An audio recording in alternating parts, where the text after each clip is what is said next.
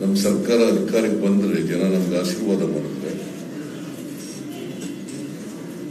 ನಾವು ಈ ಸಮಾಜದಲ್ಲಿ ಬಡವರಿಗೆ, ದಲಿತರಿಗೆ, ಅಲ್ಪಸಂಖ್ಯಾತರಿಗೆ, ರೈತರಿಗೆ, ಮಹಿಳೆಯರಿಗೆ, ಹಿಂದುಳಿದವರಿಗೆ ಇವ್ರಿಗೆ ಏನು ಮಾಡ್ತೀವಿ, ಎಲ್ಲ ಜಾತಿ ಬಡವರು ಇವ್ರಿಗೆಲ್ಲ ಏನು ಕಾರ್ಯಕ್ರಮಗಳನ್ನು ಕೊಡ್ತೇವೆ ಅಂತೆಲ್ಲ ಹೇಳಿದ್ರು.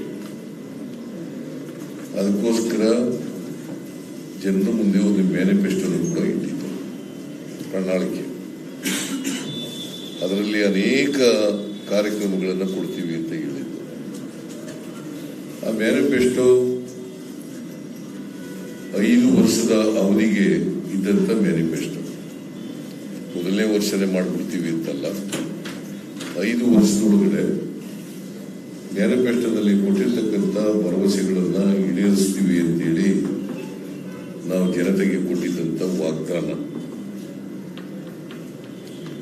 ಆದ್ರೆ 5 ಗ್ಯಾರಂಟಿಗಳನ್ನ ಅಧಿಕಾರಕ್ಕೆ ಬಂದ ತಕ್ಷಣ ಮಾಡ್ತೇವೆ ಅಂತ ಹೇಳಿದ್ರು. ಶಕ್ತಿ ಯೋಜನೆ, ಅನ್ನಭಾಗ್ಯ, ಗೃಹ ಜ್ಯೋತಿ, ಗೃಹಲಕ್ಷ್ಮಿ ಮತ್ತು ಯುವ ನಿಧಿ, ಈ 5 ಗ್ಯಾರಂಟಿಗಳನ್ನ ಅಧಿಕಾರಕ್ಕೆ ಬಂದ ತಕ್ಷಣ ಮಾಡ್ತೇವೆ ಅಂತೇಳಿ ಹೇಳಿದ್ರು. ನಾವು ಅಧಿಕಾರಕ್ಕೆ 20ನೇ ತಾರೀಕು ನಾನು DK ಶಿವಕುಮಾರ್ ಅವರು ಉಪಮುಖ್ಯಮಂತ್ರಿಯಾಗಿ, ನಾನು ಮುಖ್ಯಮಂತ್ರಿಯಾಗಿ, ಮತ್ತೆ 8 ಜನ ಬೇರೆ ಸಚಿವರುಗಳು ಕೂಡ ಅವತ್ತು ಪ್ರಮಾಣ ವಚನ ಸ್ವೀಕಾರ ಮಾಡಿದ್ರು. 20ನೇ ತಾರೀಕು ಮೇ 2023 ಅವತ್ತೇ ಅಲ್ಲಿಂದ ಪ್ರಮಾಣ ವಚನ ತಗೊಂಡ ಮೇಲೆ ನೇರವಾಗಿ ಕ್ಯಾಬಿನೆಟ್ ಹಾಲ್ಗೆ ಬಂದು ಅವತ್ತೇ ತೀರ್ಮಾನ ಮಾಡಿದ್ರು 5 ಗ್ಯಾರಂಟಿಗಳನ್ನು ಜಾರಿಗೆ ಕೊಡ್ತೀವಿ, 5 ಗ್ಯಾರಂಟಿಗಳನ್ನು ಜಾರಿಗೆ ಕೊಡ್ತೀವಿ. ಜೂನ್ 11ಕ್ಕೆ ಶಕ್ತಿ ಯೋಜನೆ ಕಾರ್ಯಕ್ರಮವನ್ನು ವಿಧಾನಸೌಧದ ಮುಂಭಾಗದಲ್ಲಿ ಜಾರಿಗೆ ಕೊಡ್ತಕ್ಕಂಥ ಕೆಲಸವನ್ನು ಸರ್ಕಾರ ಮಾಡುತ್ತೆ. ಜೂನ್ 11, 2023 ಲೆಸ್ ದಾನ್ ನಾವು ಅಧಿಕಾರಕ್ಕೆ ಬಂದ 1 ತಿಂಗಳು ಒಳಗಡೆ 20 ದಿನಗಳಲ್ಲಿ ಮಾಡಿದ್ದೀವಿ. ಜೂನ್ 11, 2020 ಅವತ್ತಿನಿಂದ ಜಾರಿಗೆ ಬಂತು ಶಕ್ತಿ ಯೋಜನೆ. ಎಲ್ಲಾ ಮಹಿಳೆಯರಿಗೆ, ಸಮಾಜದಲ್ಲಿ ಮಹಿಳೆಯರು 50% ಇದ್ದಾರೆ. ಯಾವುದೇ ಜಾತಿ ಇಲ್ಲ, ಯಾವುದೇ ಧರ್ಮ ಇಲ್ಲ, ಎಲ್ಲಾ ಜಾತಿ, ಎಲ್ಲಾ ಧರ್ಮದವರು, ಎಲ್ಲ ಅಂತಸ್ತಿನವರು,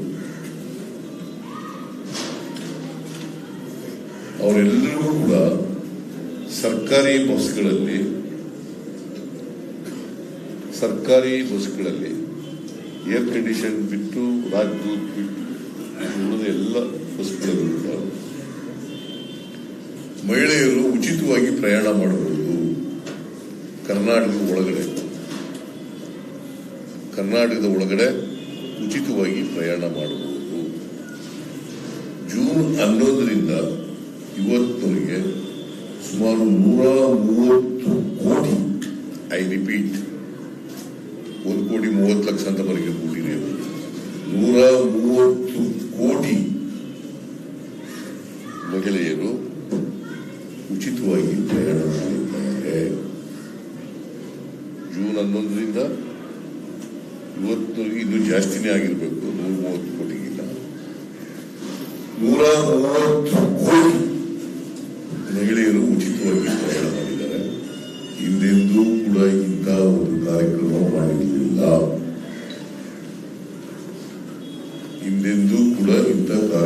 ಮಾಡಿರಲಿಲ್ಲ.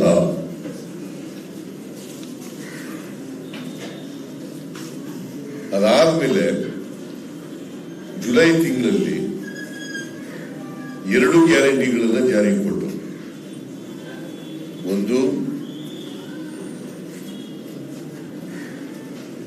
ಅನ್ನಭಾಗ್ಯ ಕಾರ್ಯಕ್ರಮ. ಯಾಕಂದ್ರೆ ನಾವು ಅದೊಂದು ಅಪಪ್ರಚಾರ ಮಾಡ್ತಾರೆ. ಅಕ್ಕಿ ನಾವು ಕೊಡ್ತೀವಿ, ಕೇಂದ್ರ ಸರ್ಕಾರ ಕೋವಿಡ್ ಬರೋದಕ್ಕಿಂತ ಮುಂಚಿತವಾಗಿ ಅಕ್ಕಿ ಫ್ರೀಯಾಗಿ ಕೊಡ್ತಿದ್ರ 5 kg.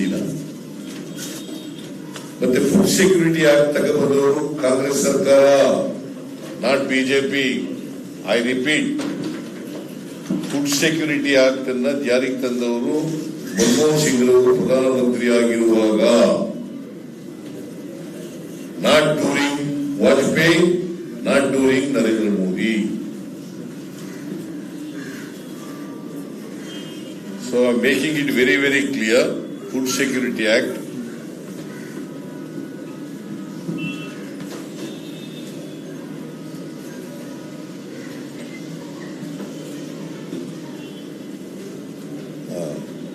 ಅದಕ್ಕೆ ಬರೀ 130 ಕೋಟಿ ಹೇಳಿದೀವಿ, 28 ಲಕ್ಷ ಹೇಳಿ. ನಮ್ಮ ದಿನೇಶ್ ಅವರೆಲ್ಲ ಕರೆಕ್ಟಾಗಿ ಅಂಕಿಅಂಶಗಳೆಲ್ಲ ಇಟ್ಕೊಂಡಿದ್ದಾನೆ. ಇಲ್ಲಿವರೆಗೆ 3,150 ಕೋಟಿ, 3,150 ಕೋಟಿ ಕರೆಕ್ಟ್ ಆಗಿದೆಯಾ ಇದು? 3,150 ಕೋಟಿ KSRTC ಬಸ್ಗಳಿಗೆ ಸರ್ಕಾರ ಕೊಟ್ಟಿದೆ.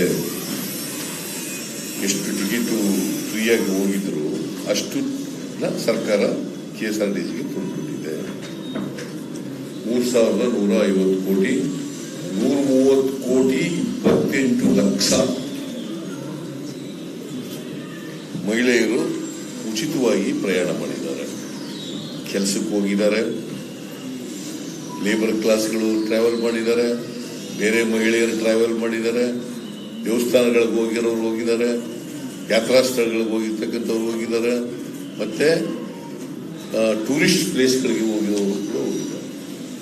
ಸೊ ಈ ರೀತಿಯಾಗಿ ಮಹಿಳೆಯರು ಅವ್ರ ತವರು ಮನೆಗಳಿಗೂ ಹೋಗಿದ್ದಾರೆ, ಸ್ನೇಹಿತರ ಮನೆಗಳಿಗೂ ಹೋಗಿದ್ದಾರೆ, ನೆಂಟರ ಮನೆಗಳಿಗೂ ಹೋಗಿದ್ದಾರೆ. ನೀನು ಹೋಗಿಲ್ವೇನಮ್ಮ? ನಗ್ತಾ ಇದೆಯಾ? ಹೋಗಿದೀಯಾ?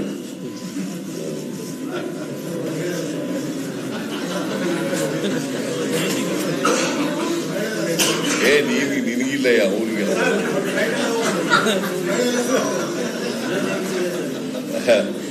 ಅದರಿಂದ ಎಲ್ಲ ಮಹಿಳೆಯರು ಕೂಡ ಉಚಿತವಾಗಿ ಪ್ರಯಾಣ ಮಾಡಿದ್ದಾರೆ.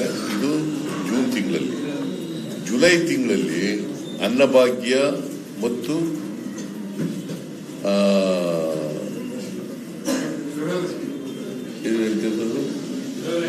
ಗೃಹ ಜ್ಯೋತಿ.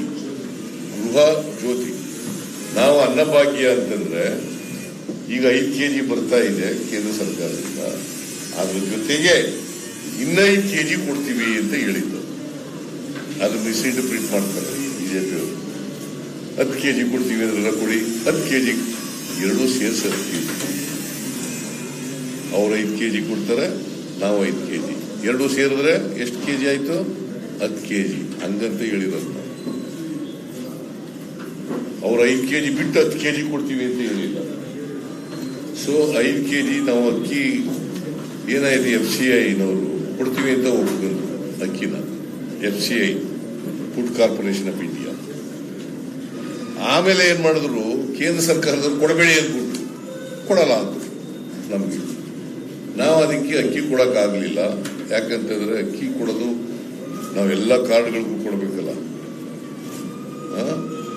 1,30,00,000 ಎಷ್ಟೋ ಕಾರ್ಡ್ಗಳಿದ್ದಾವೆ, ಅಷ್ಟಕ್ಕೂ ಕೊಡಬೇಕಲ್ಲ, ಅಕ್ಕಿ ಕೊಡಬೇಕಲ್ಲ 5 kg. ಅದರಿಂದ ಅಷ್ಟು ಅಕ್ಕಿ ಸಿಕ್ಕಿಲ್ಲ ಎಲ್ಲೂ.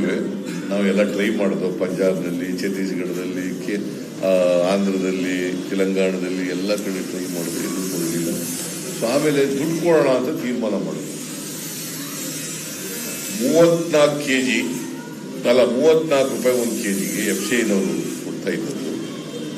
ಅದರಂತೆ 5 kg ಅಂತಂದ್ರೆ 170 ರೂಪಾಯಿ, ತಲಾ 170 ರೂಪಾಯಿ ಕೊಡೋದು ಅಂತ ಅವತ್ತಿನಿಂದ ಜುಲೈ ತಿಂಗಳು ಶುರು ಮಾಡೋದು, ಆಗಸ್ಟ್ ಇಂದ ಪ್ರಾರಂಭ.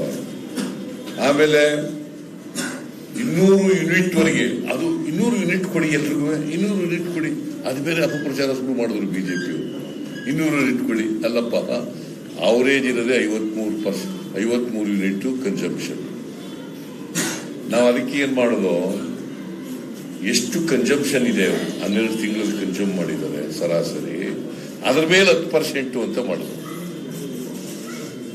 ಎಷ್ಟು ಕನ್ಸಂಪ್ಷನ್ ಇದೆ, ಸಪೋಸ್ 100 ಯೂನಿಟ್ ಖರ್ಚು ಮಾಡ್ತಾವ್ರೆ ಅವರೇಜ್ ಅಂತಂದ್ರೆ ಅದ್ರ ಮೇಲೆ 10% ಅಂತಂದ್ರೆ 110 ಯೂನಿಟ್, ಅಲ್ಲಿವರೆಗೆ ಫ್ರೀ. 200 ಯೂನಿಟ್ ಫ್ರೀ ಕೊಟ್ಬಿಡಿ.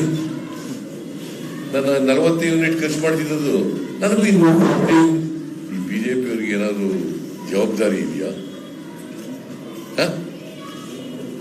200 ಯೂನಿಟ್ ವರೆಗೆ ಕೊಡ್ತೀವಿ ಅಂತ ಹೇಳಿ, ಸಪೋಸ್ ಯಾರೋ ಒಬ್ರು 199 ಯೂನಿಟ್ ಖರ್ಚು ಮಾಡ್ತಾ ಇದ್ರು ಅಂತ ಹೇಳಿ ಅವ್ರು ಕೊಡ್ತೀವಿ ಫ್ರೀಯಾಗಿ. ಅವರೇಜ್ 199 ಯೂನಿಟ್ ಖರ್ಚು ಮಾಡ್ತಾ ಇದ್ರು, ಅವ್ರು ಫ್ರೀಯಾಗಿ ಕೊಡ್ತೀವಿ 200 ಯೂನಿಟ್. 40 ಖರ್ಚು ಮಾಡೋರಿಗೆ, ಈ 50 ಖರ್ಚು ಮಾಡೋರ್ಗು 200 ಯೂನಿಟ್ ಕೊಡಿ ಅಂತಂದ್ರೆ ಅವರೇಜೇ ಖರ್ಚು ಮಾಡೋರು 40, 50, 60 ಅವ್ರಿಗೆಲ್ಲ ಯಾಕೆ ಕೊಡಬೇಕು? ನಾವೇನು ಹೇಳಿದೀವಿ, ಯಾರು ಎಷ್ಟು ಖರ್ಚು ಮಾಡ್ತಾರೆ, ಅವರೇಜ್ ಒಂದು ವರ್ಷದಲ್ಲಿ ಎಷ್ಟು ಖರ್ಚು ಮಾಡಿದ್ದಾರೆ ಅದ್ರ ಮೇಲೆ 10% ಕೊಡ್ತೀವಿ ಅಂತ ಹೇಳಿದ ಅದು ಮಾಡಿದ್ದೀವಿ, ಜಾರಿಗೆ ಕೊಟ್ಟಿದ್ದೀವಿ. ಆಯ್ತಲ್ಲ, ಅನ್ನಭಾಗ್ಯ ಕೊಟ್ಟಿದ್ದೀವಿ, ಗೃಹ ಜ್ಯೋತಿ ಕೊಟ್ಟಿದ್ದೀವಿ, ಆಮೇಲೆ ಗೃಹಲಕ್ಷ್ಮಿ, ಇವೆರಡು. ಒಂದು ಗೃಹ ಜ್ಯೋತಿ ಗುಲ್ಬರ್ಗದಲ್ಲಿ ಲಾಂಚ್ ಮಾಡೋದು, ಅನ್ನಭಾಗ್ಯ ವಿಧಾನಸೌಧದಲ್ಲಿ ಲಾಂಚ್ ಮಾಡೋದು, ಶಕ್ತಿ ಯೋಜನೆ ವಿಧಾನಸೌಧದ ಮುಂಭಾಗದಲ್ಲಿ ಮಾಡೋದು, ಆಮೇಲೆ ಗೃಹ ಜ್ಯೋತಿನ ಮೈಸೂರಿನಲ್ಲಿ ಮಾಡೋದು. ಈಗ ಯುವ ನಿಧಿಯನ್ನ ಈಗಾಗಲೇ 26 ಡಿಸೆಂಬರ್ಗೆ ನೋಂದಣಿ ಶುರುವಾಗಿದೆ. ನಾಳಿದ್ದು, ನಾಳೆ ಅಲ್ಲ ನಾಳಿದ್ದು, ಅಂದ್ರೆ 12 ಜನವರಿ 2024, 12/1/2024ಕ್ಕೆ ಶಿವಮೊಗ್ಗದಲ್ಲಿ ನಾವು ಏನ್ ಭರವಸೆ ಕೊಟ್ಟಿದ್ದು ಜನಕ್ಕೆ, ಇವರಿಗೆ, ಯುವಕರಿಗೆ, ಯುವತಿಯರಿಗೆ ಏನಂತ ಭರವಸೆ ಕೊಟ್ಟಿದ್ದು, 22, 23ರಲ್ಲಿ ಪಾಸ್ ಆದವರು 6 ತಿಂಗಳು ಕೆಲಸ ಸಿಕ್ಕದೆ ಹೋದ್ರೆ ಅವರಿಗೆ, ಅಂತ್ಯವರಿಗೆ, ಗ್ರಾಜ್ಯುಯೇಟ್ಸ್ ಆದವರಿಗೆ 3,000 ರೂಪಾಯಿ ತಿಂಗಳಿಗೆ, ಗ್ರಾಜ್ಯುಯೇಟ್ಸ್ ಆದವರಿಗೆ 3,000, ಡಿಪ್ಲೊಮಾ ಹೋಲ್ಡರ್ಸ್ಗೆ 1,500 ರೂಪಾಯಿ, 1,500 ರೂಪಾಯಿ ಅಂತ ಹೇಳಿದ್ದು. ಅದು 2 ವರ್ಷದವರೆಗೆ ಕೊಡ್ತೀವಿ. In addition to this benefit ಅವರಿಗೆ ಟ್ರೈನಿಂಗ್ ಕೂಡ ಕೊಡ್ತೀವಿ, ಸ್ಕಿಲ್ ಡೆವಲಪ್ಮೆಂಟ್ ಟ್ರೈನಿಂಗ್ ಕೂಡ ಕೊಡ್ತೀವಿ. ಯಾಕಂತಂದ್ರೆ ಅವ್ರಿಗೆ 2 ವರ್ಷದೊಳಗಡೆ ಕೆಲಸ ಸಿಗಬೇಕು, ಆ ಕಾರಣಕ್ಕೋಸ್ಕರ ಅವ್ರಿಗೆ ಟ್ರೈನಿಂಗ್ ಕೂಡ ಕೊಡ್ತೀವಿ ಅಂತ ಮಾಡಿ ಈ 5 ಗ್ಯಾರಂಟಿಗಳು ಕೂಡ ನಾಳಿದ್ದಾದ್ರೆ 5 ಗ್ಯಾರಂಟಿಗಳನ್ನ ನಾವು ಕೊಟ್ಟ ಭರವಸೆಯಂತೆ ಜಾರಿಗೆ ಕೊಟ್ಟಿದ್ದೀವಿ, ನುಡಿದಂತೆ ನಡೆದಿದ್ದೀವಿ, ಕೊಟ್ಟ ಮಾತಿನಂತೆ ನಡ್ಕೊಂಡಿದ್ದೀವಿ. ಬಿಜೆಪಿಯವರು ಅವ್ರಿಗೆ ಕೇಳಿ, ನೀವು ಕೇಳೋದು ಇಲ್ಲ, ನಾವು ನಮ್ಗೆ ಬಂದಿರೋ ತಾಪತ್ರ ಏನು ಅಂತಂದ್ರೆ, you are not asking this question, you do not know. 600 ಭರವಸೆ ಕೊಟ್ಟಿದ್ರು 2018ರಲ್ಲಿ, 600 ಭರವಸೆಗಳು. Let them say how many of them are implemented. 10%ಗಿಂತ ಜಾಸ್ತಿ ಇಂಪ್ಲಿಮೆಂಟ್ ಆಗಿದ್ರೆ ಅವರು, ನಾ ರಾಜಕೀಯ ಬಿಟ್ಬಿಡ್ತೀನಿ. ಹೇಳ್ತಾರಲ್ಲ, ಈಗ ಬುರುಡೆ ಹೊಡಿತಾರಲ್ಲ, 600 ಪ್ರಾಮಿಸಸ್ ಮಾಡಿದ್ರು ಅವರು 2018ರಲ್ಲಿ. 60 ಒಳಗಡೆನೆ ಅವ್ರಿಗೆ ಮಾಡಿರೋದು. ಈಗ ರೈತರ ಬಗ್ಗೆ ಏನು ರಾಜ್ಯಪಾಲರು ಭೇಟಿ ಮಾಡಿದ್ರಲ್ಲ, ಅಧಿಕಾರಕ್ಕೆ ಬಂದ ಮೊದಲನೇ ದಿನನೇ 1 ಲಕ್ಷದವರಿಗೆ ಕೋಆಪರೇಟಿವ್ ಬ್ಯಾಂಕ್ಗಳಲ್ಲಿ ಇರ್ತಕ್ಕಂಥ ಸಾಲ, ನ್ಯಾಷನಲೈಸ್ ಬ್ಯಾಂಕ್ಗಳಲ್ಲಿ ಇರ್ತಕ್ಕಂಥ ಸಾಲ ಮನ್ನಾ ಮಾಡ್ತೀವಿ ಅಂತ ಹೇಳಿದ್ರು. ಮಾಡಿದ್ರ? What moral right they have? What moral right they have to question us?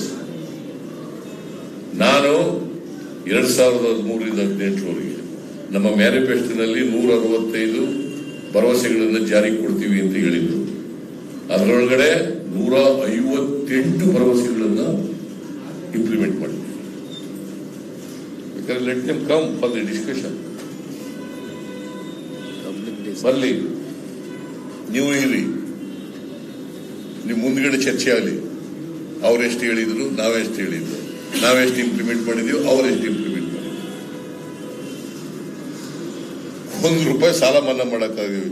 ಈ ಉಗ್ರಪ್ಪ ಕೌನ್ಸಿಲ್ ನಲ್ಲಿ ಲೀಡರ್ ಆಫ್ ದಿ ಅಪೋಸಿಷನ್ ಇದ್ದಾಗ ಪ್ರಶ್ನೆ ಮಾಡಿದ್ರು, ಸಾಲ ಆಗ್ಲೂ ಬರಗಾಲ ಇತ್ತು, ಬರಗಾಲ ಇತ್ತು, ಸಾಲ ಮನ್ನಾ ಮಾಡ್ರಿ ಅಂತಂದ್ರೆ ಯಡಿಯೂರಪ್ಪ ಉತ್ತರ ಏನ್ ಗೊತ್ತಾ, ನಾನು ಏನೋ ವಿರೋಧ ಪಕ್ಷದಲ್ಲಾಗಿ ಹೇಳಿದ್ಯಪ್ಪ, ಈಗ ಮಾಡಕ್ಕಾದ ಏನ್ ನೋಟ್ ಬಿಟ್ಪಡೋದು ಮಿಷಿನ್ ಇಟ್ಕೊಂಡಿದ್ದೀನ ಅಂತ.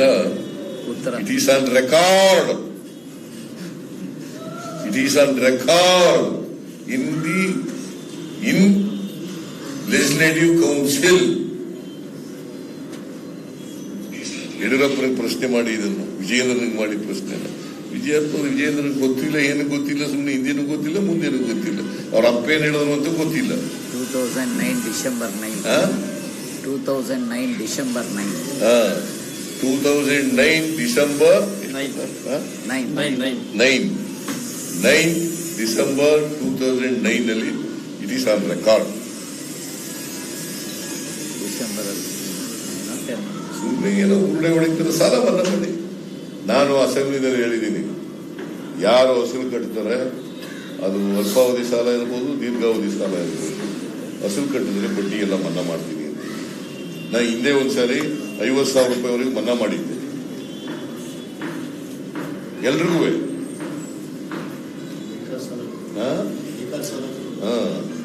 ನೇಕಾರರಿಗೆಲ್ಲ ಸಾಲ ₹50,000. ಆಮೇಲೆ ಈ ಮನಮೋಹನ್ ಸಿಂಗ್ ಅವರು 72,000 ಕೋಟಿ ಸಾಲ ಮನ್ನಾ ಮಾಡಿದ್ರು.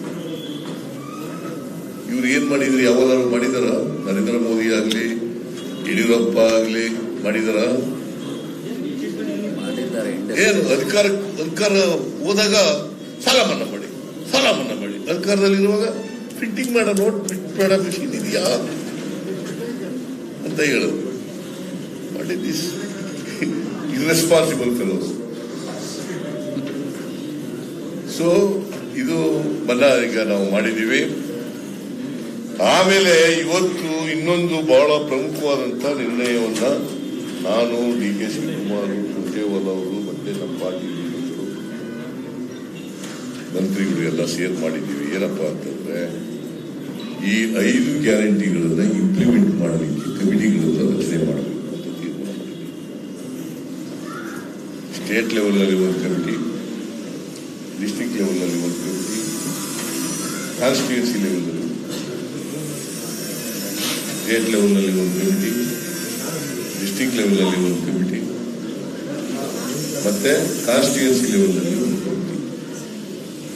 ಸ್ಟೇಟ್ ಲೆವೆಲ್ನಲ್ಲಿ ಒಬ್ಬ ಅಧ್ಯಕ್ಷ ಇರ್ತಾನೆ, 5 ಜನ ಉಪಾಧ್ಯಕ್ಷರು ಇರ್ತಾರೆ. ಒಬ್ಬ ಅಧ್ಯಕ್ಷ, 5 ಜನ ಉಪಾಧ್ಯಕ್ಷರು ಇರ್ತಾರೆ. ಅಧ್ಯಕ್ಷರಿಗೆ ಕ್ಯಾಬಿನೆಟ್ ರ್ಯಾಂಕ್ ಕೊಡ್ತೀವಿ, ಉಪಾಧ್ಯಕ್ಷರಿಗೆ ಸ್ಟೇಟ್ ಮಿನಿಸ್ಟರ್ ರ್ಯಾಂಕ್ ಕೊಡ್ತೀವಿ. ಅವರು ಇಂಪ್ಲಿಮೆಂಟ್ ಮಾಡೋ ಅಂಥದ್ದು ಉಸ್ತುವಾರಿ ನೋಡ್ಕೊಳ್ಳೋದು ಸ್ಟೇಟ್ ಲೆವೆಲ್. ಆಮೇಲೆ ಆ ಕಮಿಟಿಗೆ 31 ಜನ ಸದಸ್ಯರನ್ನು ಮಾಡ್ತೀವಿ. ಆ ಕಮಿಟಿಗೆ 31 ಜನರು ಸದಸ್ಯರನ್ನಾಗಿ ಮಾಡ್ತೀವಿ. ಆಮೇಲೆ ಡಿಸ್ಟ್ರಿಕ್ಟ್ ಲೆವೆಲ್ ಕಮಿಟಿಗೆ ಅಧ್ಯಕ್ಷರು ಇರ್ತಾರೆ, ಉಪಾಧ್ಯಕ್ಷರು ಇರ್ತಾರೆ, ಮತ್ತೆ 21 ಮೆಂಬರ್ಸ್ ಇರ್ತಾರೆ. ಎಷ್ಟು? 21 ಮೆಂಬರ್ಸ್ ಇರ್ತಾರೆ. ಕಾನ್ಸ್ಟಿಟ್ಯೂನ್ಸಿ 21, ಅಧ್ಯಕ್ಷರು ಉಪಾಧ್ಯಕ್ಷರು ಪ್ಲಸ್ 21. ಆಮೇಲೆ ಕಾನ್ಸ್ಟಿಟ್ಯೂನ್ಸಿ ವೈಸ್ಗೆ ಅಧ್ಯಕ್ಷರು ಉಪಾಧ್ಯಕ್ಷರು ಪ್ಲಸ್ 11 ಮೆಂಬರ್ಸ್. ಕನ್ಫ್ಯೂಸ್ ಮಾಡ್ಕೊಳಕ್ ಹೋಗ್ಬೇಡಿ. ಸ್ಟೇಟ್ ಲೆವೆಲ್ ಅಲ್ಲಿ ಅಧ್ಯಕ್ಷರು 5 ಜನ, ಉಪಾಧ್ಯಕ್ಷರು 31 ಮೆಂಬರ್ಸ್. ಡಿಸ್ಟ್ರಿಕ್ಟ್ ಲೆವೆಲ್ ನಲ್ಲಿ ಅಧ್ಯಕ್ಷರು, ಒಬ್ಬರು ಉಪಾಧ್ಯಕ್ಷರು, 21 ಜನ ಸದಸ್ಯರು. ಕಾನ್ಸ್ಟಿಟ್ಯೂನ್ಸಿ ಲೆವೆಲ್ ನಲ್ಲಿ ಅಧ್ಯಕ್ಷರು, ಉಪಾಧ್ಯಕ್ಷರು 11 ಜನ ಸದಸ್ಯರು. I think I made myself very clear. Is there any confusion? No. ತಾಳಪ್ಪ ಹೇಳ್ಬಿಡ್ತೀನಿ, ಆಮೇಲೆ ಕೇಳಬೇಕು. ನೀನು ಯಾವಾಗ ಸ್ವಲ್ಪ ಒಂಥರ ನಮ್ಮಲ್ಲಿ ಒಂದು ಗಾದೆ ಹೇಳ್ತಾರೆ, ಬಹಳ ಆತರವಾಗಿರೋರಿಗೆ ನಿನಗಲ್ಲ, ನೀನದು ಆತರ ಮಾಡೋರಿಗೆ ನಿನ್ನೆ 7 ತಿಂಗಳು ಹುಟ್ಟಿರ್ಬೇಕು ಕಡೆ ಅಂತ ನಿನಗಲ್ಲ. ಸುಮ್ಮನೆ ಜನರಲ್ಲಿ ಜನರಲ್ಲ ಗಾದೆ ಮಾತು ಕಡೆಯ. ನನಗೆ ಗೊತ್ತಿಲ್ಲ, ನೀನು 9 ತಿಂಗಳಿಗೆ ಹುಟ್ಟಿರ್ಬೋದು, 9 ತಿಂಗಳ ಹುಟ್ಟಿರ್ಬೋದು, ನನಗೆ ಗೊತ್ತಿಲ್ಲ. ಜನರಲ್ ಆಗಿ ನಮ್ಮ ಕಡೆ ಹಳ್ಳಿನಲ್ಲಿ ಗಾದೆ ಹೇಳ್ತಾರೆ. ಹಿಂಗೆಲ್ಲ ಆತರ ಪಡೋರಿಗೆ, ಈ ತರ ಸಮಾಧಾನವಾಗಿದ್ದವ್ರಿಗೆ, ಮಧ್ಯ ಮಧ್ಯೆ ಇಂಟರ್ಫಿಯರ್ ಆಗೋರಿಗೆ, ಇದೆಲ್ಲ 7 ತಿಂಗಳು ಹುಟ್ಟಿದವನಾಗ ಆಡ್ತಾರಲ್ಲ. ಎಲ್ಲ ಕಡೆನೂ ಹೇಳ್ತಾರಲ್ವಾ, ನಿಮ್ ಕಡೆನು ನಿಮ್ಗೂ ಗೊತ್ತಿದೆ. ಮೈಸೂರು ನಿಮ್ ಕ್ಷೇತ್ರ ಅಂತ, ನಿಮ್ ಕ್ಷೇತ್ರ ಅವನು ನಮ್ಮ ವರ್ಣ ಕ್ಷೇತ್ರದವನು. ಅದಕ್ಕೆ ಅವ ಮಧ್ಯ ಮಧ್ಯೆ ಬಾಯಿ ಹಾಕೋದು.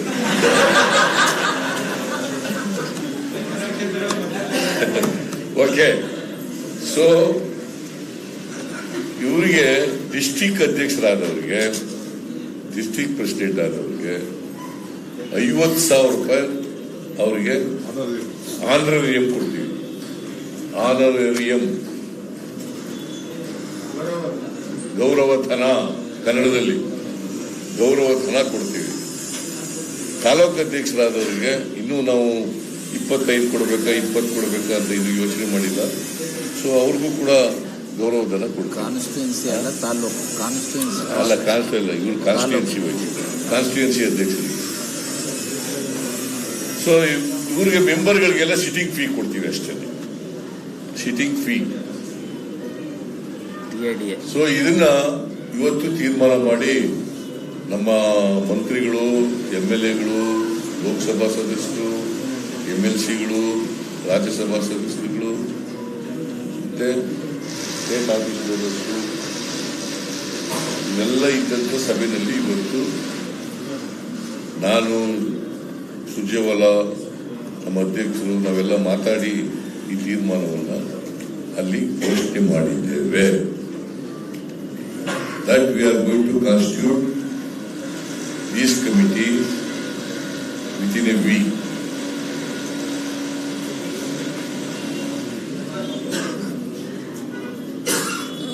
Immediately after that, these committees will start functioning as far as they will monitor and look after the implementation of these 5 guarantees, because these guarantees are very important. ಯಾಕಂತಂದ್ರೆ ಈ ವರ್ಷ 38,000 ಕೋಟಿ ಖರ್ಚಾಗುತ್ತೆ. ಈ ಆರ್ಥಿಕ ವರ್ಷ 23-24ರಲ್ಲಿ 38,000 ಕೋಟಿ ಖರ್ಚಾಗುತ್ತೆ. ಮುಂದಿನ ವರ್ಷ ಸುಮಾರು 58-59,000 ಕೋಟಿ ಖರ್ಚಾಗುತ್ತೆ. It is not a small programme, it's a very big program.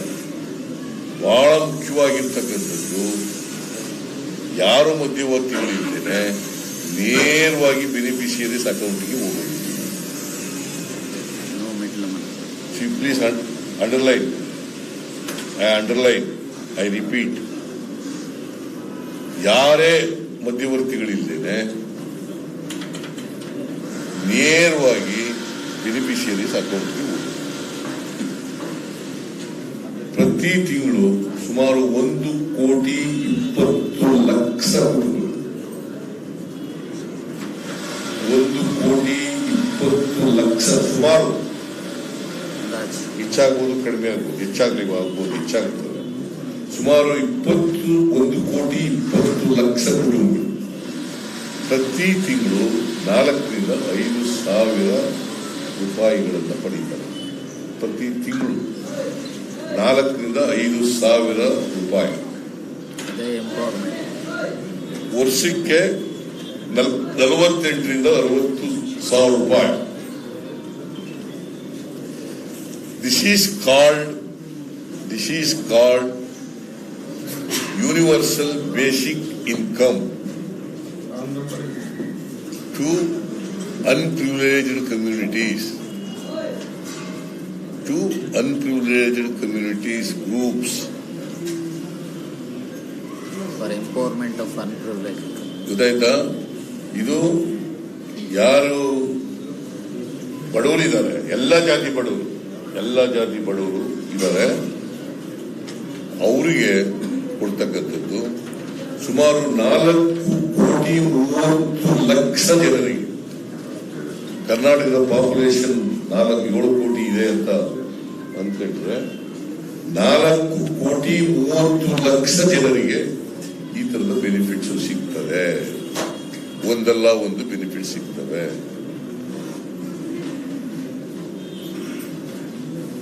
ಹಿಂದೆ ಯಾವ ಸರ್ಕಾರನೂ ಕೂಡ ಕೊಟ್ಟಿರ್ಲಿಲ್ಲ. ಇಷ್ಟೊಂದು ದುಡ್ಡನ್ನ ಬಡವರಿಗೆ ನೇರವಾಗಿ ತಲುಪಿಸ್ತಕ್ಕಂಥ ಕೆಲಸ ಮಾಡಿರ್ಲಿಲ್ಲ. ವಿತೌಟ್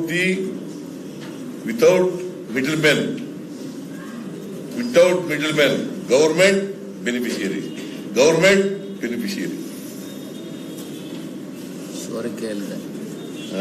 ಸೋರಿಕೆ ಇಲ್ಲದೆ ಭ್ರಷ್ಟಾಚಾರ. ಆಮೇಲೆ ಸೋರಿಕೆ ಆಗ ಪ್ರಶ್ನೆನೇ ಇಲ್ಲ, ಭ್ರಷ್ಟಾಚಾರ ಆಗ ಪ್ರಶ್ನೆನೇ ಇಲ್ಲ, ಯಾವುದೂ ಇಲ್ಲ.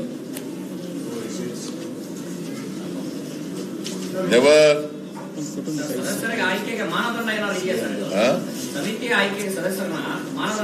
ನಮ್ಮ ಕಾರ್ಯಕರ್ತರಿಗೆ ಅದಕ್ಕೆ ಮಾನದಂಡ ಏನು ಮಾನದಂಡ ಅಂತಂದ್ರೆ, ನಮಗೆ ಯಾರು ಕಾರ್ಯಕರ್ತರು ಸಕ್ರಿಯ ಕಾರ್ಯಕರ್ತರು ಇದ್ದಾರೆ ಅವರು.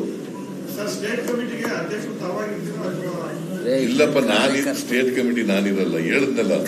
ಕಾರ್ಯಕರ್ತರೇ ಅದಕ್ಕೂ ಅಧ್ಯಕ್ಷರು, ಸೀನಿಯರ್ ವರ್ಕರ್ ಇರ್ತಾರಲ್ಲ, ಸೀನಿಯರ್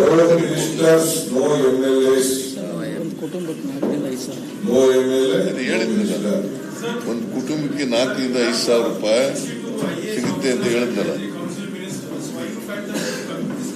ಅವಶ್ಯಕತೆ ಬಿದ್ದರೆ ಕಾನೂನು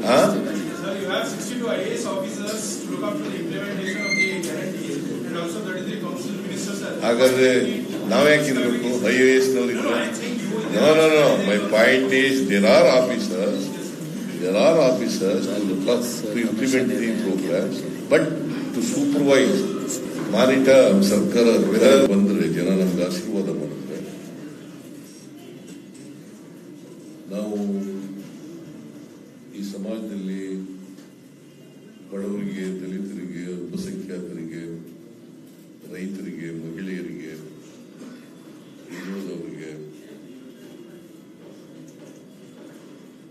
ಇವ್ರಿಗೆ ಏನ್ ಮಾಡ್ತೀವಿ, ಎಲ್ಲ ಜಾತಿ ಬಡವರು ಇವ್ರಿಗೆಲ್ಲ ಏನು ಕಾರ್ಯಕ್ರಮಗಳನ್ನು ಕೊಡ್ತೇವೆ ಅಂತೆಲ್ಲ ಹೇಳಿದ್ರು. ಅದಕ್ಕೋಸ್ಕರ ಜನರ ಮುಂದೆ ಒಂದು ಮ್ಯಾನಿಫೆಸ್ಟೋನು ಕೂಡ ಇಟ್ಟಿತ್ತು, ಪ್ರಣಾಳಿಕೆ. ಅದರಲ್ಲಿ ಅನೇಕ ಕಾರ್ಯಕ್ರಮಗಳನ್ನು ಕೊಡ್ತೀವಿ ಅಂತ ಹೇಳಿದ್ರು. ಆ ಮ್ಯಾನಿಫೆಸ್ಟೋ 5 ವರ್ಷದ ಅವಧಿಗೆ ಇದ್ದಂತ ಮ್ಯಾನಿಫೆಸ್ಟೋ. ಮೊದಲನೇ ವರ್ಷನೇ ಮಾಡ್ಬಿಡ್ತೀವಿ ಅಂತಲ್ಲ, 5 ವರ್ಷದೊಳಗಡೆ ಮ್ಯಾನಿಫೆಸ್ಟೋದಲ್ಲಿ ಕೊಟ್ಟಿರ್ತಕ್ಕಂಥ ಭರವಸೆಗಳನ್ನ ಈಡೇರಿಸ್ತೀವಿ ಅಂತೇಳಿ ನಾವು ಜನತೆಗೆ ಕೊಟ್ಟಿದ್ದಂತ ವಾಗ್ದಾನ. ಆದ್ರೆ 5 ಗ್ಯಾರಂಟಿಗಳನ್ನ ಅಧಿಕಾರಕ್ಕೆ ಬಂದ ತಕ್ಷಣ ಮಾಡ್ತೇವೆ ಅಂತ ಹೇಳಿದ್ರು. ಶಕ್ತಿ ಯೋಜನೆ, ಅನ್ನಭಾಗ್ಯ, ಗೃಹಜ್ಯೋತಿ, ಗೃಹಲಕ್ಷ್ಮಿ ಮತ್ತು ಯುವ ನಿಧಿ. ಈ 5 ಗ್ಯಾರಂಟಿಗಳನ್ನ ಅಧಿಕಾರಕ್ಕೆ ಬಂದ ತಕ್ಷಣ ಮಾಡ್ತೇವೆ ಅಂತೇಳಿ ಹೇಳಿದ್ರು. ನಾವು ಅಧಿಕಾರಕ್ಕೆ 20ನೇ ತಾರೀಕು ನಾನು DK ಶಿವಕುಮಾರ್ ಅವರು ಉಪಮುಖ್ಯಮಂತ್ರಿಯಾಗಿ, ನಾನು ಮುಖ್ಯಮಂತ್ರಿಯಾಗಿ, ಮತ್ತೆ 8 ಜನ ಬೇರೆ ಸಚಿವರುಗಳು ಕೂಡ ಅವತ್ತು ಪ್ರಮಾಣ ವಚನ ಸ್ವೀಕಾರ ಮಾಡಿದ್ರು. 20ನೇ ತಾರೀಕು ಮೇ 2023. ಅವತ್ತೇ ಅಲ್ಲಿಂದ ಪ್ರಮಾಣ ವಚನ ತಗೊಂಡ ಮೇಲೆ ನೇರವಾಗಿ ಕ್ಯಾಬಿನೆಟ್ ಹಾಲಿಗೆ ಬಂದು ಅವತ್ತೇ ತೀರ್ಮಾನ ಮಾಡೋದು 5 ಗ್ಯಾರಂಟಿಗಳನ್ನು ಜಾರಿಗೆ ಕೊಡ್ತೀವಿ. 5 ಗ್ಯಾರಂಟಿಗಳನ್ನು ಜಾರಿಗೆ ಕೊಡ್ತೀವಿ. ಜೂನ್ 11ಕ್ಕೆ ಜೂನ್ 11ಕ್ಕೆ ಶಕ್ತಿ ಯೋಜನೆ ಕಾರ್ಯಕ್ರಮವನ್ನು ವಿಧಾನಸೌಧದ ಮುಂಭಾಗ